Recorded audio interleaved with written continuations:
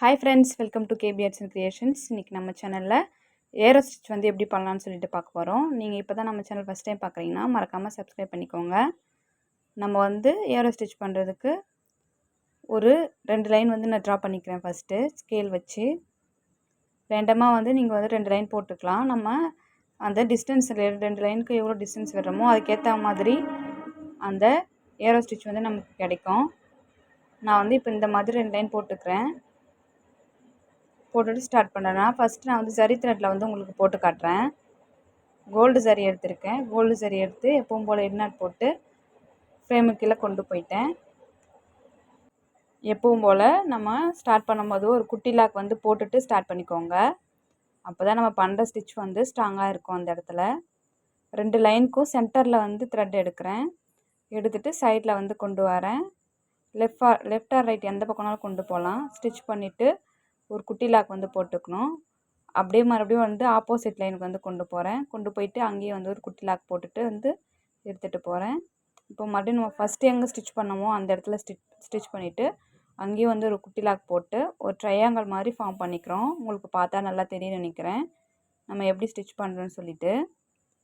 இப்போ அதுக்கப்புறமா வந்து சரியில் வந்து நம்ம 2 த்ரெட் இருக்கும் இல்லையா, கீழே வந்து ஸ்டிச் பண்ணது, அதில் ஒரு த்ரெட்டு வந்து மேல் பக்கமாக இழுத்து ஒரு ஸ்டிச்சும் கீழ்ப்பக்கமாக லைட்டாக இழுத்து அங்கே ஒரு ஸ்டிச்சும் வந்து கொடுக்குறேன். நீங்கள் நம்ம பண்ணுறதை பார்த்தாவே உங்களுக்கு நல்லா புரியும். நல்லா வீடியோவை ஸ்கிப் பண்ணாமல் பாருங்கள். அப்போ தான் நம்ம வந்து ஸ்டிச் பண்ணுறது எப்படின்னு சொல்லிவிட்டு உங்களுக்கு நல்லா புரியும். நான் சொல்கிறத விட பார்த்தாவே நல்லா தெரியும் உங்களுக்கு. நம்ம சேனலில் ஃப்ரீ ஆரி கிளாஸஸ் தான் போயிட்டுருக்கு. நீங்கள் இப்போ தான் நம்ம சேனல் ஃபஸ்ட் டைம் பார்க்குறீங்கன்னா இந்த நம்ம சேனலோட ப்ளேலிஸ்ட்டில் பார்த்தீங்கன்னா ஆரி ஒர்க் ஃப்ரீ கிளாஸஸ் சொல்லிவிட்டு ஒரு ப்ளேலிஸ்ட் வந்து இருக்கும்.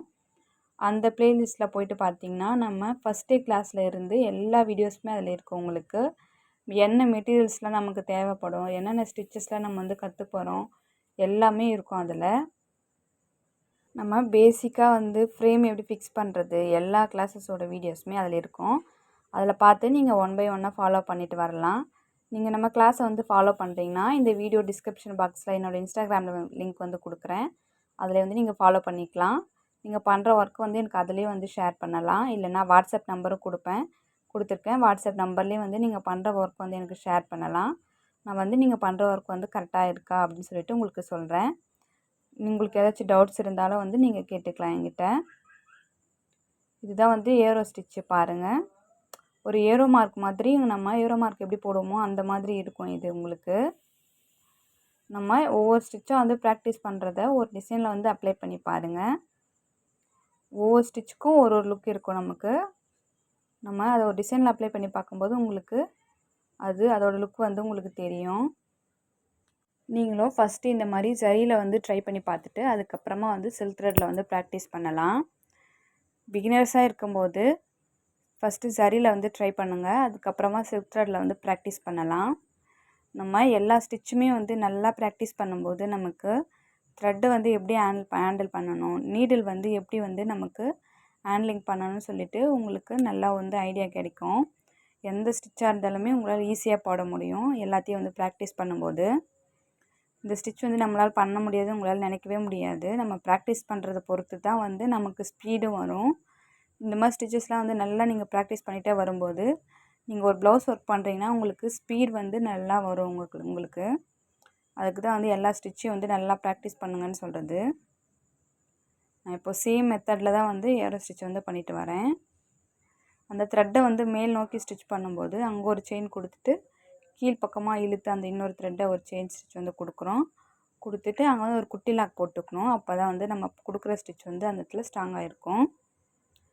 கொடுத்துட்டு மறுபடியும் வந்து சேம் மெத்தடில் வந்து ஸ்டிச் பண்ணிட்டு போகிறோம். நம்ம வந்து இதில் பீட்ஸ்லாம் கூட வச்சு ஸ்டிச் பண்ணலாம். அதே வந்து நான் உங்களுக்கு சொல்லித்தரேன். பீட்ஸ்லாம் வந்து எப்படி பண்ணலான்னு சொல்லிட்டு சுகர் பீட்லாம் கூட வச்சு நம்ம வந்து ஸ்டிச் பண்ணிக்கலாம். இந்த ஸ்டிச் வந்து நான் உங்களுக்கு ஃபஸ்ட்டு வந்து ப்ளைனாக தான் வந்து சொல்லி கொடுத்துருக்கேன்.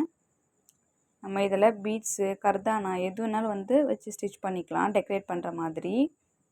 நம்ம என்ன டிசைன் பண்ணுறோமோ அதுக்கேற்ற மாதிரி தான் வந்து மெட்டீரியல்ஸ் வந்து யூஸ் பண்ணணும். இந்த ஸ்டிச்சோட பேசிக் வந்து இது தான் ஃபஸ்ட்டு. இப்போ நான் ஃபினிஷ் பண்ண போகிறேன். லாஸ்ட் ட்ரையாங்கிள் வந்து போட்டிருக்கேன். நம்ம ஃபஸ்ட்டு ஒரு ட்ரையாங்கிள் போடுவோம் இல்லையா, அதே லென்த்தில் தான் வந்து ஃபினிஷ் பண்ணுற வரைக்கும் நம்ம வந்து போட்டுட்டு வரணும். உங்களுக்கு இந்த ஷேப் வந்து கரெக்டாக வந்து அதை மார்க் பண்ணிவிட்டு கூட நீங்கள் வந்து பண்ணலாம்.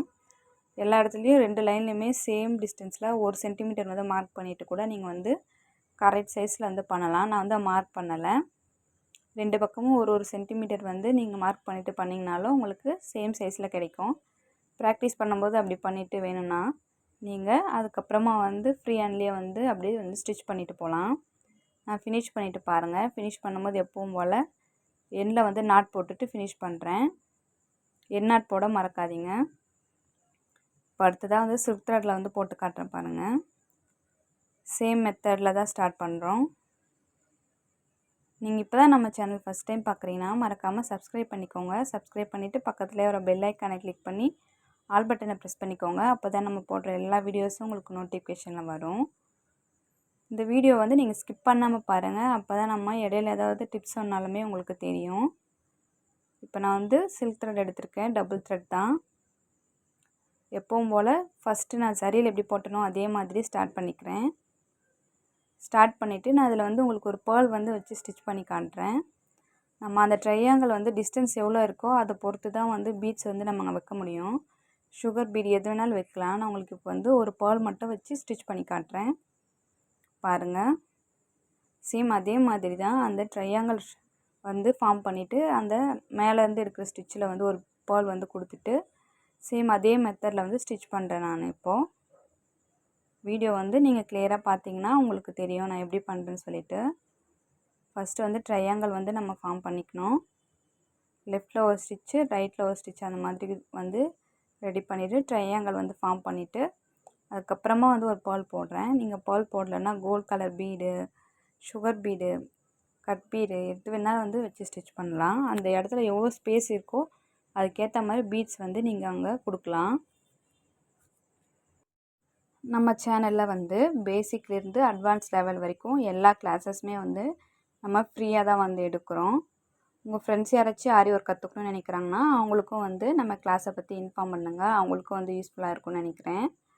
நம்ம கிளாஸ் வந்து எப்படி இருக்குன்னு சொல்லிவிட்டு மறக்காமல் வந்து கமெண்ட்டில் சொல்லுங்கள். பார்க்குறவங்களுக்கும் யூஸ் ஆகும். சில்க் த்ரெட் வந்து ஸ்டிச் பண்ணும்போது எப்போவுமே வந்து நமக்கு பிரிஞ்சு போகக்கூடாது. அதுக்கு தான் வந்து நல்ல குவாலிட்டியான இருக்கிற த்ரெட்டாக பார்த்து வாங்கிக்கோன்னு சொல்கிறது. இந்த மாதிரி ஸ்டிச்சஸ்லாம் நம்ம பண்ணும்போது அதாவது சில பேருக்கு வந்து அந்த குட்டி லாக் போடும்போது த்ரெட் வந்து பிரிஞ்சு போகும்.